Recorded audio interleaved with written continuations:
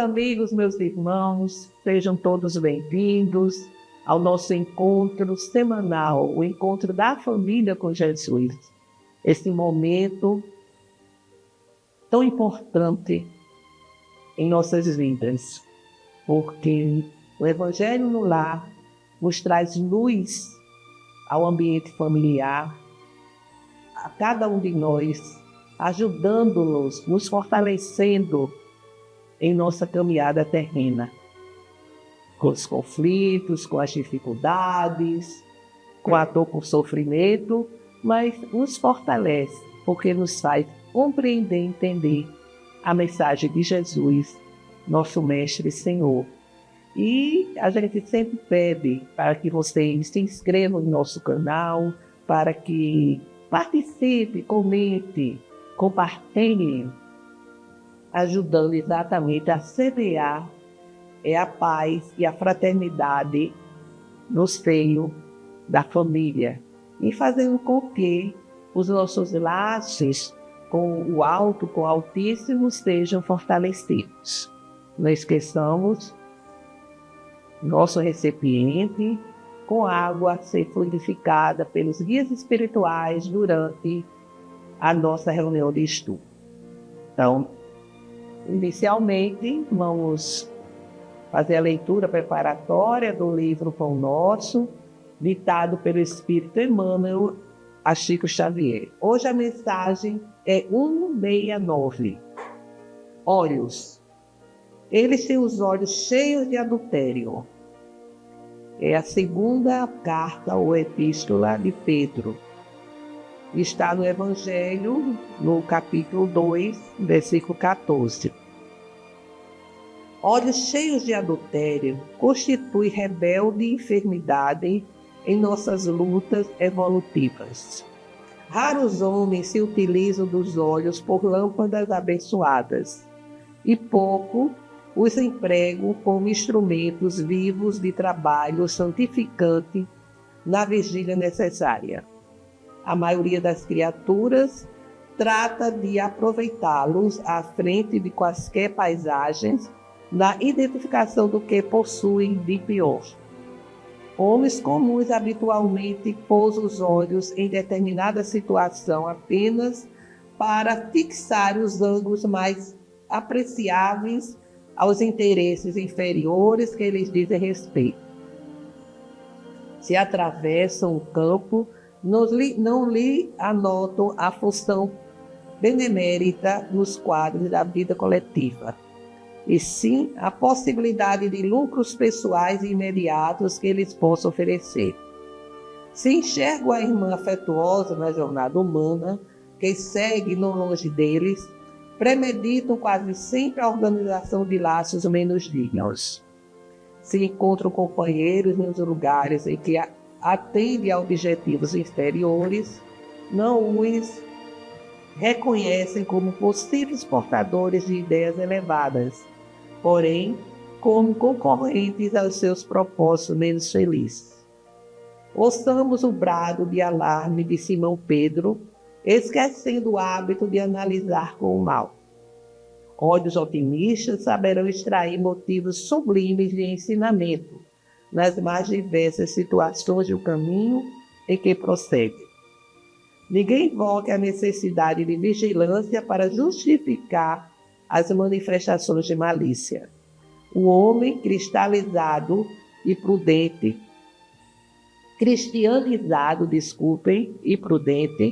sabe contemplar os problemas de si mesmo. Contudo, nunca enxerga o mal quando o mal ainda não existe. Ou seja, tudo é uma questão do olhar, da ótica, do entendimento. Ver além das aparências para conseguirmos identificar e enxergar o que existe de bom, de positivo nas pessoas e em cada situação.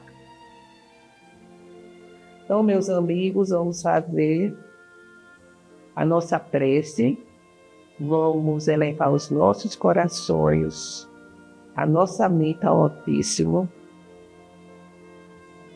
nos conectar com as esferas do bem do universo.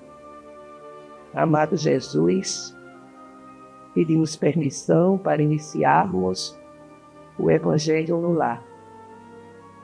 Que todos os companheiros e participantes sejam amparados e fortalecidos em suas necessidades e envolvidos, Senhor, por vossa luz e inspirados pelo vosso amor. Permaneça conosco, Jesus. Assim seja. Bem, meus amigos, como já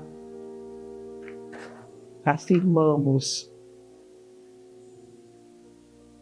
no Evangelho anterior, o nosso estudo está com base no livro da Esperança, que foi ditado pelo Espírito Emmanuel a Chico Xavier. O livro Esperança, que Emmanuel elabora cada capítulo analisando a mensagem do Cristo. E hoje nós temos aqui a seguinte passagem evangélica. Em verdade vos digo que o céu e a terra não passarão sem que tudo o que se acha na lei esteja perfeitamente cumprido, enquanto reste um único iota e um único ponto. Palavra de Jesus, registro de Mateus, no Evangelho de Mateus, capítulo 5, versículo 18. E sobre esse tema, nós encontramos no Evangelho segundo o Espiritismo uma instrução de um Espírito protetor, que nos diz: o Cristo foi iniciador da mais pura, da mais sublime moral, da moral evangélico-cristã, que há de renovar o mundo, aproximar os homens e torná-los irmãos, que há de fazer brotar de todos os corações a caridade e o amor do próximo, e estabelecer entre os humanos uma solidariedade comum, de uma perfeita moral, enfim, que há de transformar a terra, tornando-a morada de espíritos superiores ao que hoje a habita. Evangelho segundo o Espiritismo, no capítulo 1, o item é o item 9. Essas palavras são bastante conhecidas, né, de Jesus. As palavras de Jesus são bastante conhecidas por todos nós. Jesus disse que a terra e o céu não passarão enquanto a humanidade não estiver vivenciando cada ensinamento seu. E em uma outra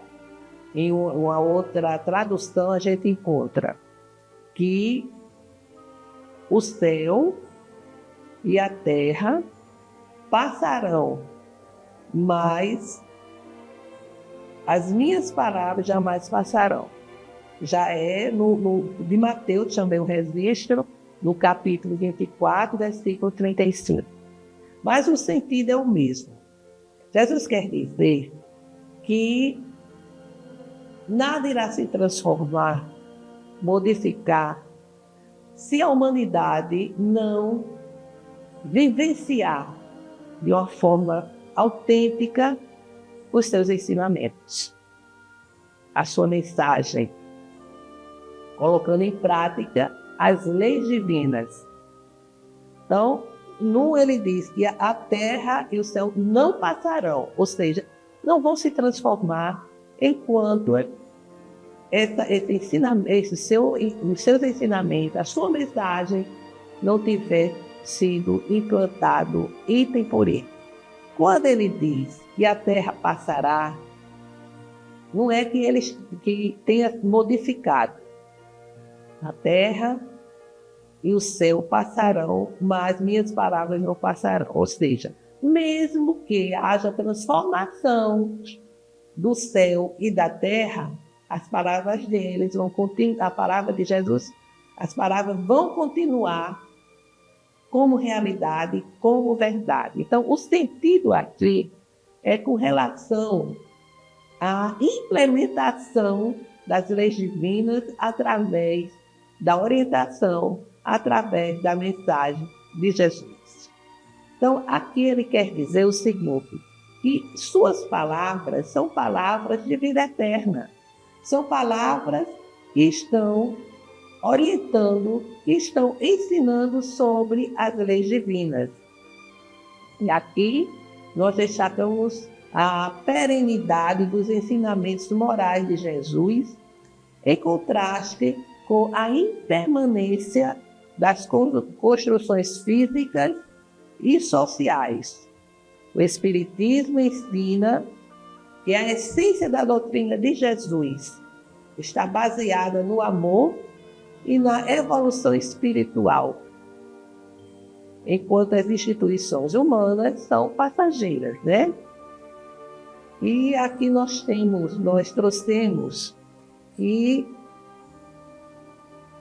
quando ele fala do céu e da terra, logicamente ele está se referindo ao mundo físico, às formas religiosas que são transitórias porque não estão condizentes com a lei divina e foram elaboradas pela visão distorcida e limitada da criatura humana. Então ele diz o seguinte, Emmanuel, trazendo mais uma vez essas palavras, esses ensinamentos para o nosso cotidiano, para o nosso dia a dia. Então ele diz assim, ele faz uma análise maravilhosa. A ciência dos homens vem liquidando todos os problemas alusivos ao reconforto da humanidade. Observou a escravidão do homem pelo próprio homem e dignificou o trabalho através das leis compassivas e justas. Reconheceu o martírio social da mulher que as civilizações mantinham em multimilenário regime de cativeiro e conferiu-lhe acesso às universidades e profissões. Inventariou os desastres morais do analfabetismo e criou a grande imprensa. Viu que a criatura humana tombava prematuramente na morte, esmagada em atividades excessivas pela própria sustentação e deu-lhe a força motriz. Examinou o insulamento dos cegos e administrou-lhes instrução adequada. Catalogou os delinquentes por enfermos mentais e, tanto quanto possível, transformou as prisões em penitenciárias de escola. Comoveu-se diante das moléstias contagiosas e fabricou a vacina. Emocionou-se perante os feridos e doentes desesperados e inventou a anestesia. Anotou os prejuízos da solidão e construiu máquinas poderosas que interligassem os continentes. Analisou desentendimentos sistemáticos que oprimia as nações e ofereceu-lhes o livro e o telégrafo, o rádio e a televisão, que as aproxima na direção de um mundo só. Entretanto, os vencidos da angústia aglomeram-se na terra de hoje, como enxameavam na terra de ontem. Isso escrito em 1964, certo? Esse livro foi, como a gente já informou, em 1964. E são reflexões por demais atuais, né? Porque a gente vê que a humanidade teve todo esse avanço, o avanço científico, o avanço tecnológico. Hoje, aqui quando ele fala da televisão, quando ele fala do telégrafo, do raio, né? Hoje ele iria falar da internet, né? Dessa condição de estarmos aqui e falarmos com quem está lá no Japão, todos os avanços da tecnologia. E, no entanto, a gente sabe que muitos desses avanços ainda não são vivenciados por muitas culturas, por muitos países, né?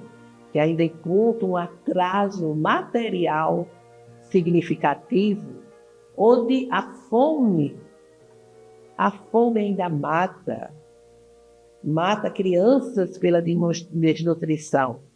Toda essa calamidade está por aí. Não basta, a gente sempre fala na África, né? O sofrimento daquele povo.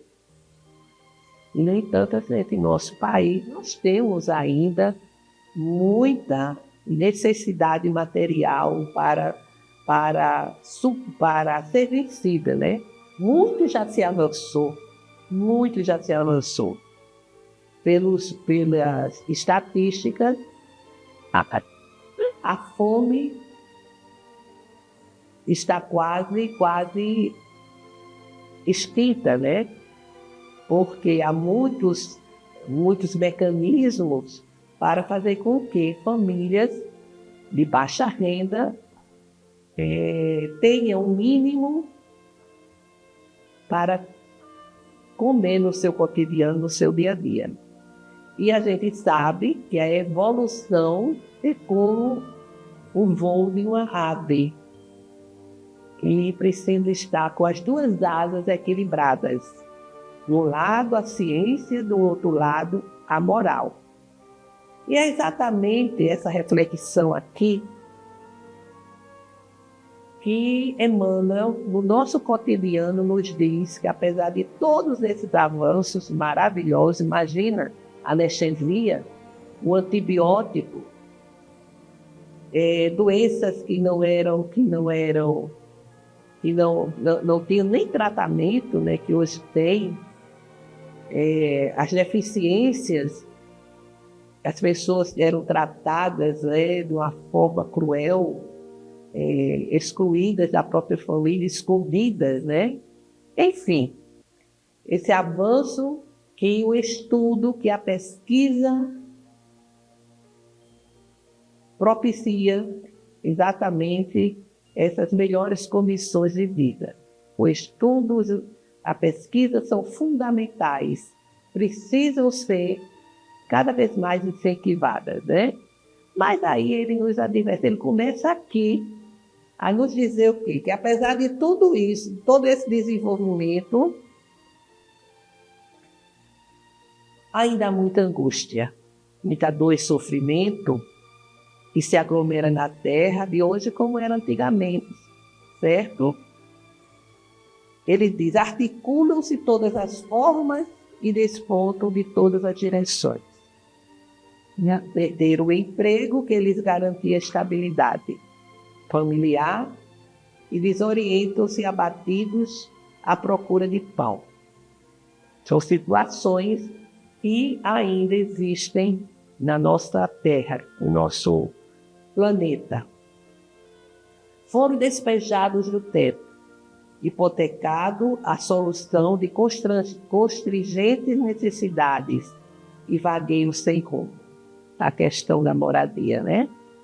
Esses lugares onde essas guerras sangrentas estão acontecendo, as pessoas não têm mais nada. Viram tudo os céus serem destruídos pela ganância, né? Pela arrogância das chamadas grandes nações. Encontram-se despojados de esperança pela deserção dos afetos mais caros e abeiram-se do suicídio. Pessoas abandonadas, né, pelos seus entes queridos, sem esperança e que chegam a pensar em dar cabo da própria vida. Caíram em perigosos conflitos da consciência e aguardam um leve sorriso que os reconforta. Envelheceram sacrificados pela exigência dos filhos queridos que lhes renegaram a convivência nos dias de aprovação e amargo um doloroso abandono. Adoeceram gravemente e viram-se transferidos da equipe doméstica para os azares da mendicância. Quem faz trabalho com morador de rua sabe muito bem dessas situações.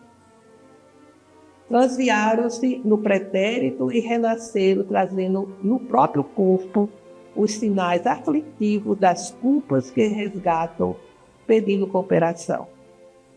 Despiram-se dos que mais amavam no frio portal do túmulo e carregam os últimos sonhos da existência, cadaverizados agora no esquife do próprio peito. Abraçaram tarefas de bondade e ternura e são mulheres supliciadas de fadiga e de pranto, conduzindo os filhinhos que alimentam à custa das próprias lágrimas. Gemem discretos e surgem na forma de crianças desprezadas, à maneira de flores que a ventania quebrou desapiedada no instante do amanhecer. Para eles, os que tombaram no sofrimento moral, a ciência dos homens não dispõe de recursos. É por isso que Jesus, ao reuni-los em multidão, no tope do monte, desfraldou a bandeira da caridade e, proclamando as bem-aventuranças eternas, nulo entregou por filhos do coração. Meus amigos, quantas situações de desespero, de dor, de sofrimento ainda existem pelo mundo afora. É inadmissível um país como o Brasil, que é campeão em produção agrícola, nesse país ainda haja escassez de alimentos para muitos. É inadmissível que a internet, a tecnologia em si, esteja cada vez mais sofisticada e aprimorada. E por aí afora, na África, na Ásia, enfim, nos mais diversos lugares, ainda haja tanta miséria, a miséria moral, a miséria espiritual, a miséria material. Isso tudo porque a humanidade não conseguiu ainda estabelecer os ensinamentos de Jesus, como ele diz aqui: nada passará enquanto a minha palavra, os meus ensinamentos não forem estabelecidos para serem vivenciados, transformando a situação de penúria, a situação de dor e sofrimento em oportunidade de caridade. A caridade, que é a prática do bem, na sua mais sublime expressão, que pode ir ao encontro do necessitado, oferecer algum recurso para amenizar a dor. Quando não é o recurso material, é o recurso moral, espiritual, do olhar, de ternura, do abraço, do aperto de mão, uma palavra de incentivo, uma prece. São todas essas possibilidades de irmos jogando sementes em nosso caminho, para que dessas sementes venham florescer o amor, a justiça. Nós não podemos ter um olhar diferente. Se já despertamos para a mensagem de Jesus, se já despertamos para os ensinamentos dos Espíritos, nós temos que ter essa consciência. E essa prática, esse esforço para implementarmos os ensinamentos de Jesus, contribuindo para transformar a terra, para que a terra se modifique, para que a terra se torne morada de espíritos superiores, nós precisamos ter esse empenho, conscientes de que cada um tem a sua tarefa. E essa tarefa não é só dentro da casa espírita, entre quatro paredes, não. Jesus veio para que tivéssemos vida em abundância. E vida em abundância é exatamente esse processo de transformação moral, para que o nosso lar, nossa casa, a nossa vida, cada um de nós se transforme, se modifique, procurando analisar a cada momento as próprias ações. O que é que eu tenho feito para dignificar a mensagem de Jesus? Isso é uma reflexão que deve persistir, permanecer em nossa vida, em nosso cotidiano. E Emmanuel, ele termina nos dizendo: companheiro da terra, quando estendes uma palavra consoladora ou um abraço fraterno, uma gota de bálsamo ou uma concha de estopa, aliviando os que choram, estar diante deles, na presença do Cristo, com quem aprendemos que o único remédio capaz de curar as angústias da vida nasce do amor, que se derrama sublime da ciência de Jesus. São exatamente reflexões de vida eterna. Os ensinamentos do Cristo são ensinamentos imortais, são eternos, porque fazem parte da lei divina, da lei de Deus.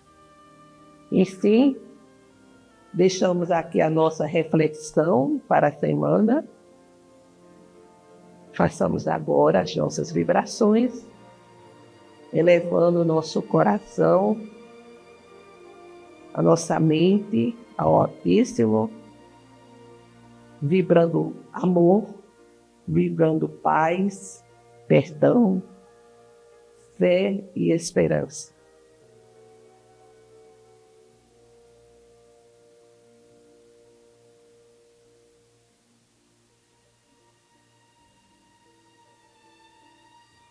Jesus, os nossos sentimentos de amor sejam direcionados a todos os nossos irmãos que sofrem, encarnados e desencarnados, seja por dificuldades materiais ou espirituais, para que sejam envolvidos, esclarecidos, amparados em suas dores, recebendo de vossas mãos o remédio salutar.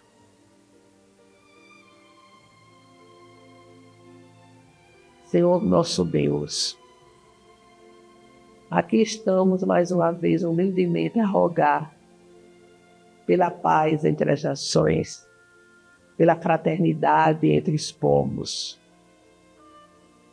inclusive em nosso país, onde os interesses de grupos deixam de lado os interesses da comunidade. Rogamos pelo fortalecimento da doutrina espírita para que ela permaneça em sintonia com a codificação e com o Evangelho do Cristo. Pelo perdão e concórdia daqueles que não sintonizam conosco. Por todos os enfermos que se encontram em hospitais, que se encontram nas clínicas, nos asilos, em seus lares, pelas ruas, para que encontrem o lenitivo para as suas dores e, se possível, a cura. Por todas as famílias, para que o Evangelho do Cristo chegue aos lares, levando harmonia aos corações. Façamos agora uma breve pausa para que cada um apresente as suas rogativas específicas.